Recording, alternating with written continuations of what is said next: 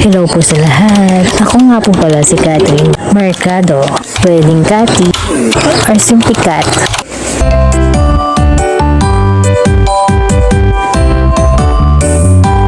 Congratulations! We are pleased to inform you that you have been selected for the role of prison visitor.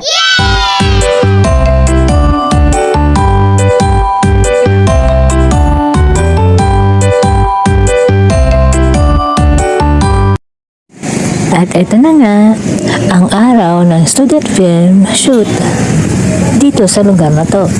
Siyempre, hindi mawawala ang pack lunch para sa talent. Pero in fairness dito sa shoot na to ang dami nilang palafang.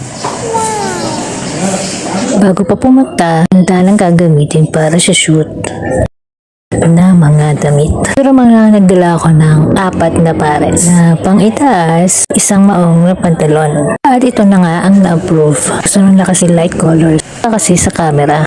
Nga dinala ko ng contact lens na makikita naman sa showcase ko sa TikTok. Paper whites pero mini kasya sa wallet mo. Hindi nakapagdala ng makeup kaya punas na lang. Hindi pa nasasalang, nagpre-prepare na ng mga gagamitin. Kaya ng lip balm lipstick, may backup na portable face towel, backup na eyeglasses, complete set na, case na, may pamunas pa. Habang nag-aayos ako, distribute na ng wardrobe nila. Samantalin na natin. Pag gusto mo umorder, bisitahin mo lang ang Chris Cat TikTok shop ko. At eto na nga ang mga eksena. Dahil hindi kita ang mukha ko sa camera, ako na lang magka-camera. Hindi ako sa camera ako. Hindi ka kita ka.